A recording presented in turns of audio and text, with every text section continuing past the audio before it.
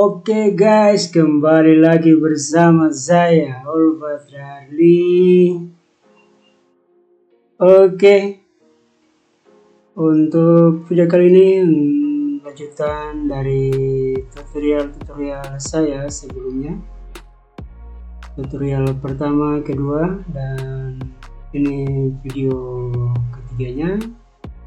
Dalam video kali ini kita akan belajar bagaimana menggunakan rumus VLOOKUP dan VLOOKUP untuk membaca tabel yang saya contohkan di sini. Ada beberapa tabel di sini untuk tabel gabungan yang saya buat seperti ini. Saya sudah isikan ID dan tingkat. Sedangkan untuk tabel intinya yaitu di sini ada tabel untuk absensi, kemudian ini untuk kinerja. Setelah itu di sheet 1 ini nanti kita akan mengambil untuk nama dan juga nilai kinerjanya.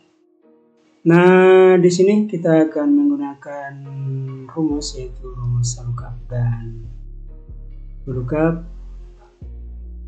Untuk VLOOKUP sendiri kita akan membaca tabel yang bentuknya itu horizontal. Di sini kita akan membaca tabel yang horizontal seperti ini. Kenapa disebut horizontal? Karena untuk data dari tingkat ini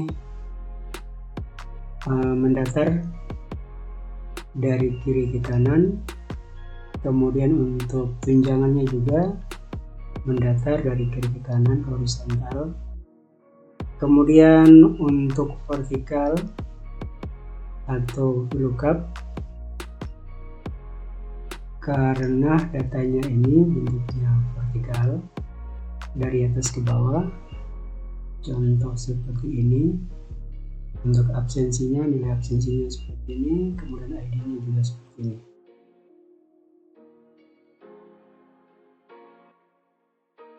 Oke, kita lanjut untuk penggunaan rumusnya.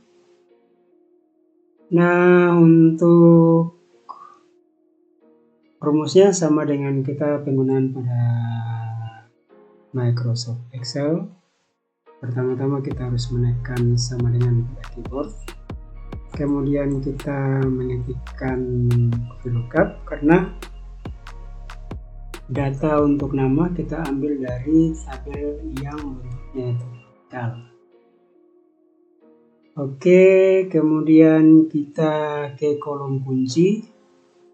Nah, kolom kunci ini bertindak sebagai kode unik yang nantinya mewakili sebuah tabel. Jika teman-teman yang belajar tentang database atau basis data pasti mengerti atau tahu mengenai primary key, yaitu kode unik yang menjadi pembeda antara sebuah satu buah baris dengan baris lainnya. Oke, seperti ini. Kita jadikan ID sebagai kolom kunci mewakili dari tabel yang ada pada sheet 1. Pastikan bahwa data yang ada pada kolom kunci yang ada pada tabel gabungan seperti ini, ID-nya sama juga seperti ID yang ada di sini. Oke, kita sudah buat tentukan kolom kuncinya. Kita lanjut dengan titik koma atau koma. Nah, teman-teman bisa menyesuaikan. Kemudian kita ke range tabel. Range tabel ini adalah keseluruhan tabel yang akan kita baca. Contoh di sini kita akan baca mulai dari baris pertama, kolom pertama sampai dengan baris terakhir dari kolom terakhir. Nah, seperti ini. Kemudian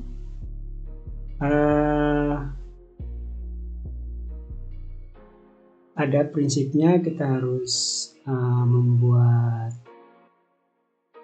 absolut terhadap kolom atau terhadap baris atau terhadap sel. Nah, di sini untuk absolut kita harus pilih absolut terhadap sel. Bedanya absolut terhadap sel maupun baris atau kolom itu adalah di mana terdapat tanda dolar pada setiap baris atau nilai baris yang ada. Contohnya seperti ini, A2 dan C6. Untuk menampilkan atau menambahkan tanda dolar, di sini kita menekan F4. Saya tekan F4. Nah, kalau tampilannya seperti ini berarti absolut terhadap sel. Kemudian kalau seperti ini absolut terhadap baris karena mengapit angka 2 dan 6. Kemudian kalau seperti ini berarti absolut terhadap kolom karena mengapit keterangan untuk kolom yaitu A dan C. Kalau ini tidak absolut. Oke, kita perlukan yang absolut terhadap sel. Sel berarti dolarnya mengapit antara kolom maupun juga baris. Oke, seperti itu. Kemudian kita titik koma atau koma dan kita melihat urutan daripada kolom. Ini urutan dari kolom di sini. Untuk kita mau mengambil nama, ini berarti kolom nama itu berada pada kolom dengan urutan kedua. Jadi kita hitung mulai dari kolom A, kolom B berarti 1, 2. Sehingga di sini kita masukkan urutan kolomnya adalah 2. Kemudian tutup kurung, enter.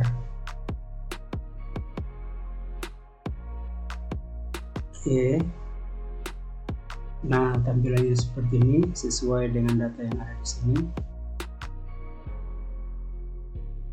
Kemudian kita lanjutkan untuk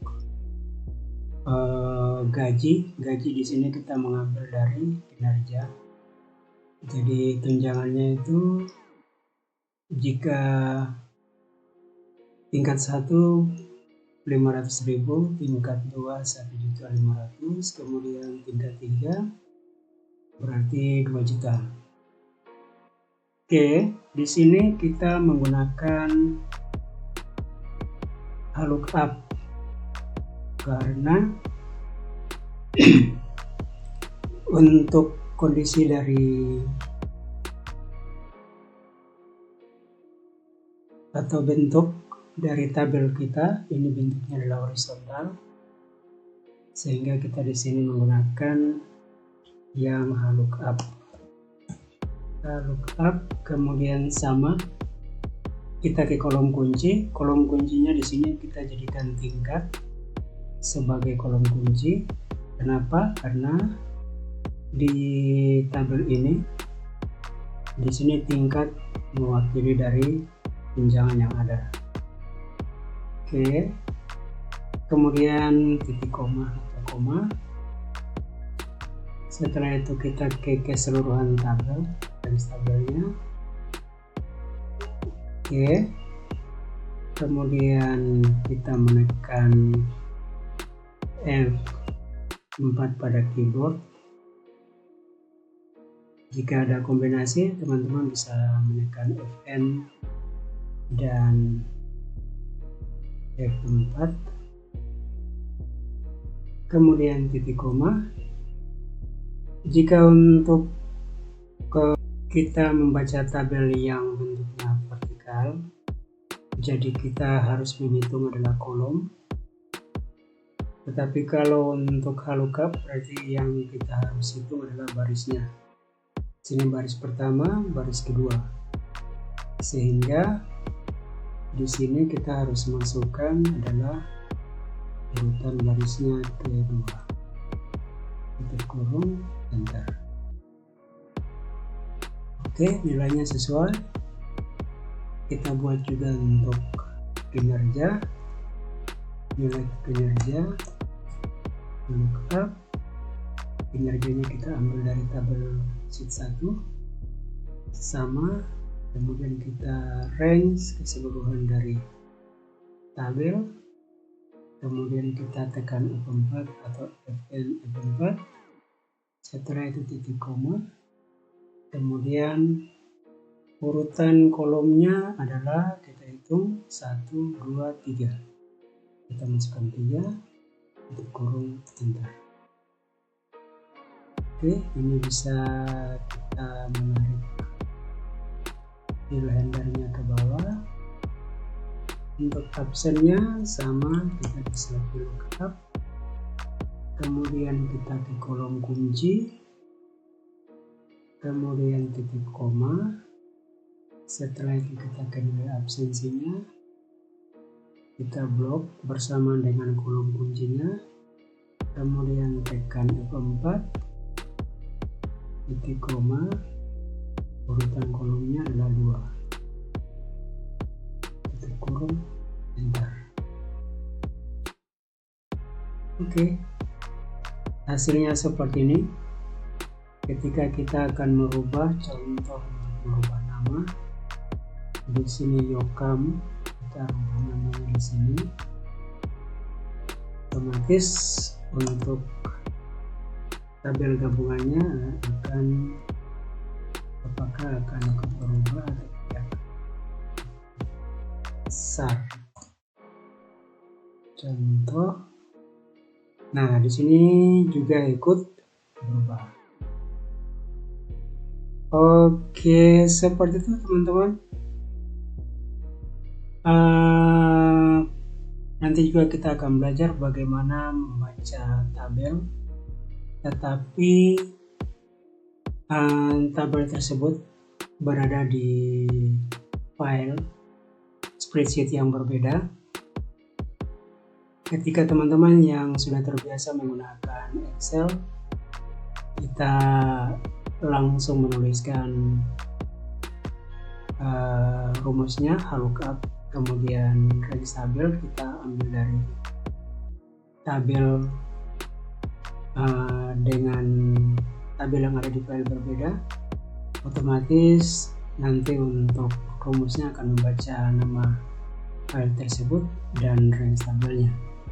Tetapi kalau di Google Sheet agak berbeda, ada tambahan rumus tertentu yang harus kita gunakan.